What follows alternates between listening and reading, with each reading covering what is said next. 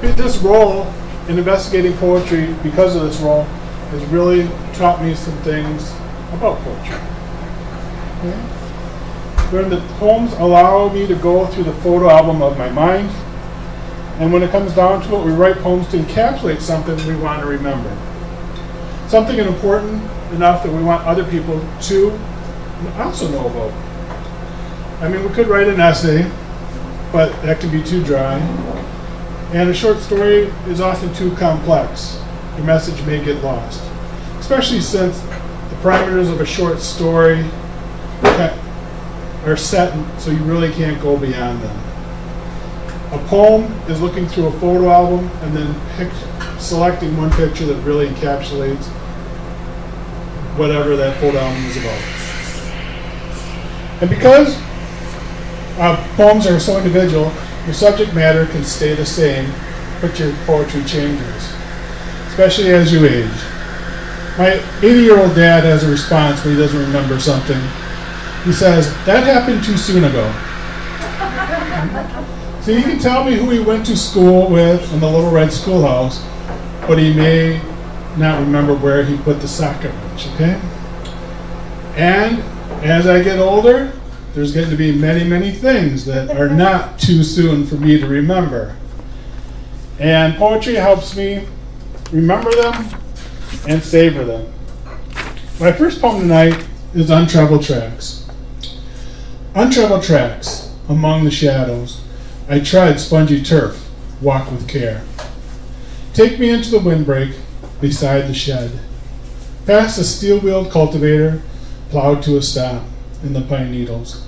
Lead me down the path of broken branches. The shed's rain-made trough leads to the equipment graveyard. I climb the sunken feed grinder and survey the fields. Thank you. My next one is entitled Boyhood.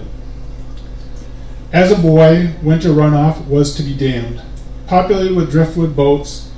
Not knowing the shivery river that rushing beneath the icy ledge, I plodded, contorted the course of the exposed riverway. Even as the current yanked my one metal boat under never to be found again, I couldn't fathom the force licking the ledge, cutting its way towards me. So as you can imagine, that's a moment from my childhood. I want to remember it. Kind of want to share that moment of disappointment when my one metal boat instantly went under. Okay? So it's a poem. But also I think then going back and editing that and spending time with it, I found another message both for me and for anybody that may read it.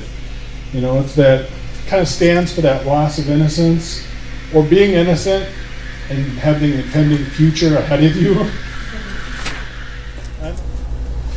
I brought two poems, and it's kind of appropriate. Tom and I did not plan this ahead of time, but mine are also separate moments. Both of these are also a little bit of a memory. And, well, one of them is titled 90 Years Between. I was 10 when someone first called me beautiful, a cousin in the loosest sense of the word, in the nursing home after a fall on the ice. Couldn't let his widowed daughter chop wood. After 90, stuff just don't heal right. His hard, gnarled hands picked me up and pulled me onto his wheelchair. On the way to a party that few get to have. What's it like to be old? I was 10, thin as a rail, amazed at the thought of living for 100 years. He smiled at me. Right now, boring. I snuggled into his arms. He stroked my face. The only thing I regret is that I'm too old to think of marrying you when you're older. I laughed. You're teasing. You asked all the nurses to marry you. Only the pretty ones. And you'll be beautiful when you're grown. I didn't think of beauty then. Mainly had skin knees. Haircuts came from bubblegum accidents. Then suddenly one day, boys looked better than frogs. Some had fine words, sweet and tempting, but I had heard them all before when flirting gained Earl and I half a box of chocolates. Young tongues had no charms compared to all the flattery that 100 years of chivalry had showed me.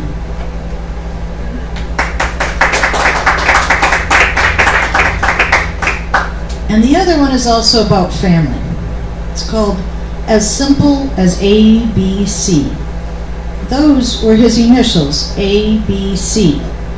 My grandfather, Abner Barnabas Cottrell. I think I have his tongue. Too intimidated to say he was a scientist or a poet. He was both. The North Woods had no secrets from him, and he had no fears of them. Before I was born, his phrases sunk into my brain. Leave a light on for the burglars.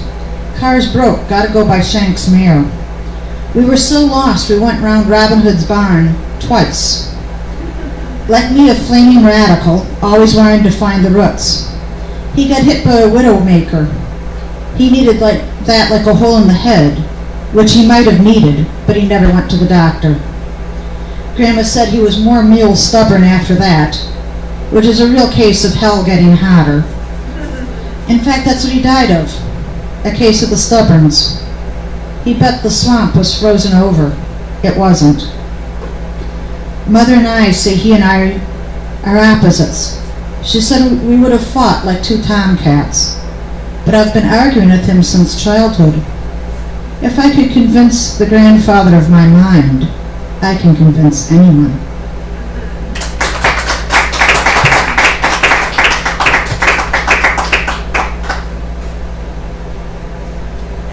Who am I supposed to introduce now, Tom?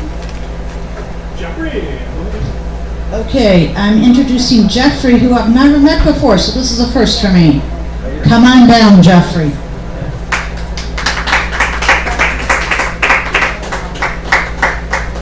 Thank you. Big name in the Fond du Lac writing. Oh, impressive. Yes, and I'm the president of the North Fond du Lac Wordsmiths, and it's my pleasure to share my humble craft tonight. If I can not just, there we go. So I had this crazy idea at the beginning of the year that I was going to write 100 poems in the year 2021. Right now I'm on number 75, so I think I may make my goal. All right. Thank you. Very good. And like Tom, I like Tom's humility too. He says, I'm not the best poet around, but I'm really here to learn how to better my craft. So I think with each poem, hopefully I'm getting better and better. So let's start off with the first poem. It's called I Know You Feel Lost, and it was really motivated by a friend who is needy. I know you feel lost. I know you feel cheated. I know you feel alone. I know you feel defeated. What was once you is now gone, but you sing your own song. You've lost your sense of purpose, but you certainly can't be wrong. You look up into the sky, probably wondering why all your days turn into dark night and fail to take flight. I know you feel lost. I know you feel cheated. You've lost the real you, and you feel so damn defeated. What have you got to say when you have nothing left to play, and your bare arms reach out in mourning for a life so forlorning? And wasn't it you that I met before, as you fell onto the floor, grasping tightly at the life that you hid behind the door? Go toward the light, my friend, and follow your heart, because this is the best and only way to make your start. Thank you. It's kind of funny how different poems are motivated. It could be by an event in the day, it could be by a relative, it could be by a situation. This one is about following the muse. It's called Follow. Follow the muse, follow your heart. Follow the trail right from the start. Follow the wise ones, don't lose your head. You'll be better off that way, better than dead. Strange music provokes you, but can't contain you. The world outside crumbling, much to pay heed to. reasons for being existing in the light. Know the wise ways and always know what's right. Field and stream and pond and river, nature's way does give me a shiver, always in the mood to really know why. Youth dream fading, I say with a sigh. That's follow. Poem number 4, by the way. I have them all numbered. This is poem number 10 that I wrote in early March. It's called Lead with Love. Lead with love, not hate or hesitation. Lead with the heart without reservation. Lead with the best part of yourself, with vim, vigor, and spiritual wealth. Aging prophecy, knowledge of mind.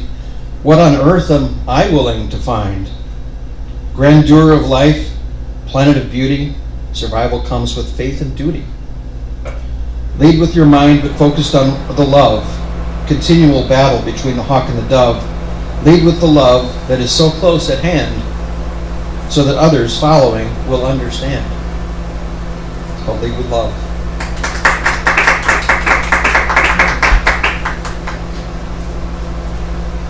Sometimes poems can be motivated by looking at nature. This is what this one is. Poem number 12, I gazed at the trees. I gazed at the trees on the golden hill, billowing soft beauty, giving me a thrill. I saw the trees of green, brilliant in the light. I tried to hold back tears with all of my might. The beauty of the earth is so very true, each of us perceiving a different hue. Welcome to the party, welcome to the dance. Life engaging life, surely more than chance. The blue sky and the clouds like cotton strands. Here is the wonder, and I hold it in my hands. Hands of freedom, hands of love, hands to create, hands directly above. Here is the lesson I learned today. It's about the love and truth on brilliant display. It's all about a miracle, one might proclaim. Experience never so different, but never quite the same. So I have a few poems tonight. I'm a fan of rhymes, and Tom and I get into very big verbal spats about rhyming and poetry. But I like to combine kind of current events, Dr. Seussian rhymes and all that. So this first one's a fun little piece. I'll see if you can figure out pretty quickly who it's about. Discount immunization check. A few bad man Aaron Rodgers of Green Bay does things his unique, creative way.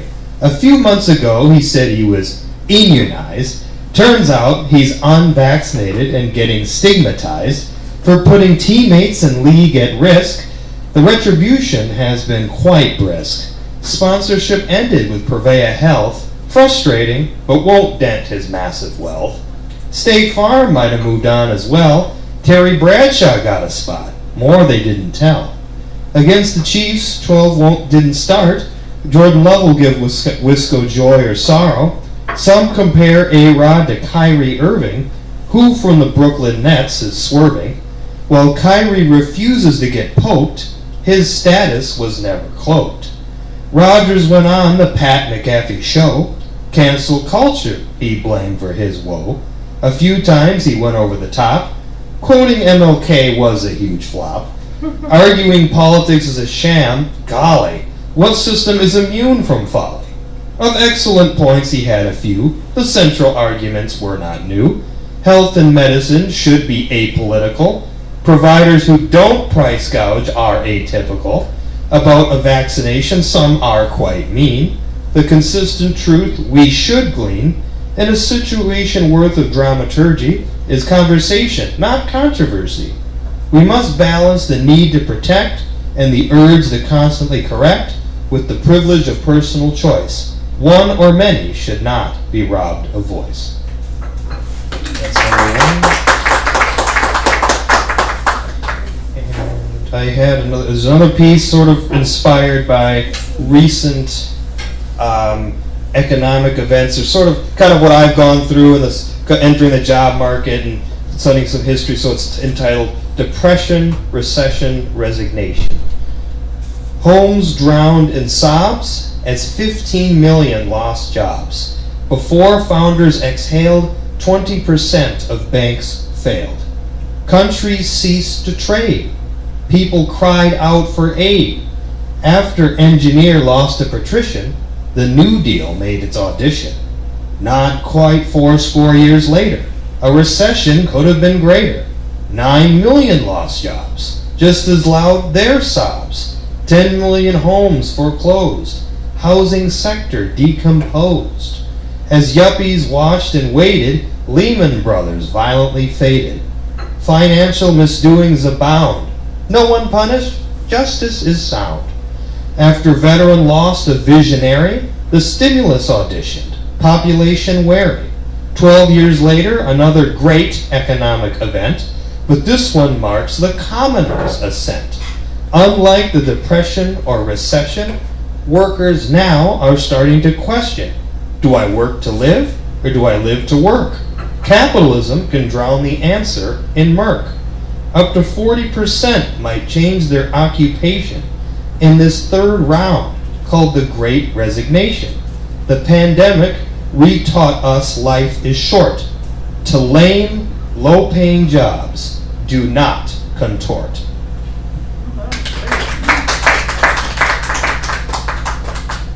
And then my final poem is about for Veterans Day. My grandfather, well, both my grandfathers are veterans, and both have since passed away. This one is dedicated both a personal and historical reflection. Veterans through history stages. Through all history stages, battle scenes play out. Through glossy, thick pages, men called to war remain stout, with swords and shields, across mountains and plains, across forests and fields, gripping horses' reins, with cannon and hull, under storm and clear, under pelicans and gulls, gripping helm and pier, with fuselages and bombs, over city and countryside, over calm and pogroms, gripping yoke, eggs wide, carrying burdens unknown by the citizens they saved. For years not a single moan, but awareness they craved. Outside books I came to know how my grandfather fought. On me he came to bestow the further context I sought. With gun and grenade across World War II's Western Front, across desert and glade, gripped by PTSD's hunt. Trauma reigned long after 45, yet you bravely soldiered on. For excellence you did strive, I inherit as daughters spawn. You brought sacrifice alive, showed there's always a dawn. November 11th in yonder, I pledge to you, Grandpa Keith. Veterans I'll always ponder, gripped by history's teeth. Should I introduce somebody else, Tom, or as you?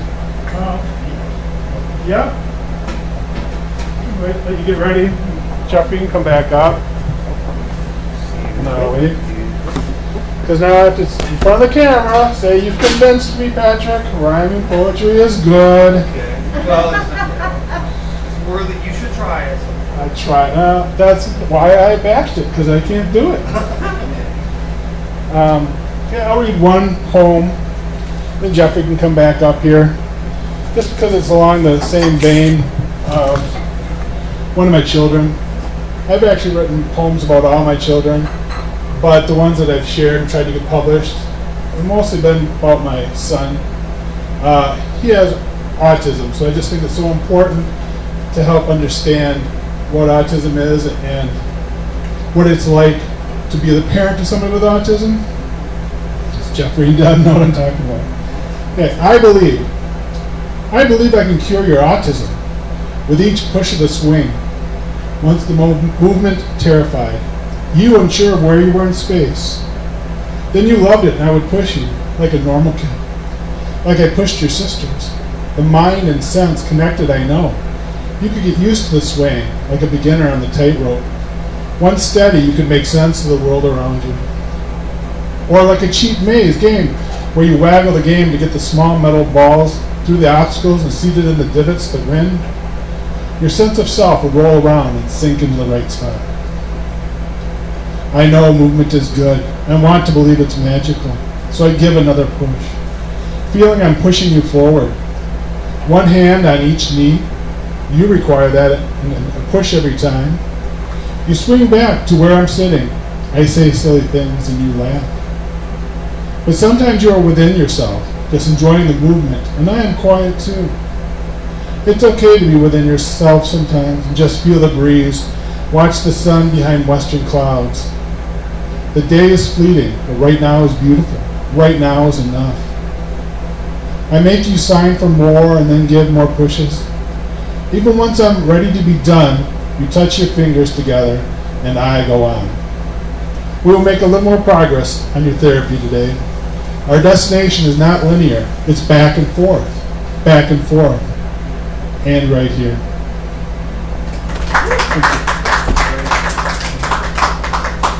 You ready, Jeffrey? I'm ready. All right. Well, he's coming up. I made this poster, so I'm going to show it. Showing the Lake Fly, Poet Laureate, and the Oshkosh Author Showcase. Jeffrey actually, it's a YouTube channel. We interview writers, and we actually interviewed Jeffrey. Yes. That was a great interview. Yes, it was. Thank you very much, Tom. All right, I've got a couple more to share. And then a brand new one I wrote about Thanksgiving just 2 days ago. So that may be shared at the McAndrew table for Thanksgiving. But first, here's a couple more. Here's poem 19. What is this life? What is this life that I hold in my hand? It allows me to fall or make a stand. What is this life that helps me see the real you and the real me? What is this air that I breathe? The moment vulnerable to seize. What allows me to interact, to add rather than subtract? What makes it fun to do certain things, goof around or pursue solemn searchings? What makes it more than grand to want only to hold your hand? What is this life that allows me to love, to gather the prize and partake of, to see the wisdom of the ages, to see where power of the heart rages? That's what is this life? One more and then we'll do the Thanksgiving one. Okay, this is a very short one called I Find Beauty. I find beauty in the passing days. I find beauty in your winsome ways. I find beauty in passers-by. I find beauty in you and I. I find beauty in a peaceful stream. I find beauty in your eyes that gleam. I find beauty in your wishful ways. I find beauty in all of our days. I can't stop thinking it's true. The best for me is always you. Poem 17. I'm motivated by the gal sitting in the back. A little bit. I'm embarrassing her. All right. Okay, and then I promised a Thanksgiving poem. Let's see if I can find it quick.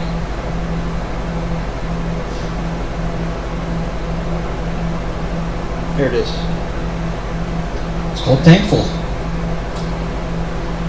I'm thankful for the stars and the sun and the rain and even the pain. I'm thankful for the love and the you and the me and the ecstasy of living a life fulfilled. I'm thankful for the smiles I see everywhere, even for the grayness in my hair. I'm thankful for every moment of life. I'm thankful for my generous wife. I'm thankful for the glass half full. I'm thankful for the push and pull. I'm thankful for the astounding grace I see every day in your beautiful face. I'm thankful for the coming together and the unity and the pieces that go together so beautifully. I'm in love with beauty and truth, getting older but looking back at youth. How we live the rest of our days, it seems, would depend on the power of our dreams. And if we can't fix things today, our love will be led completely astray. I'm thankful for the essence that makes love pure. It's undeniable, I'm really sure. Take time to meditate on all you see. It will empower you to live in eternal glee. It's called Thankful. I think that's it. So thank you very much, everybody. Appreciate it. It's great being here tonight. Great event too. Yes, thank you everybody for coming. Really enjoyed it immensely. I just want to close tonight with a couple of poems from an Oshkosh Writers Club member who passed on. He was a true poet, and I've written poetry for a long time, quite a few things published, but it was him that really inspired me to apply to be the Poet Laureate. So these are Paul Christie's poems. Lake Superior. Lake Superior, blue water in Marquette, water lapping on the shore, over my black wingtips. I was baptized by God. Lake Michigan shore, sitting in the sand, grains of sand sifting through my fingers. Feel the expanse of the universe, pieces of sand, weed, twigs, the shoreline of Thompson Bay. My father in the distance, the horizon in the distance, all those white and gray cumulus clouds.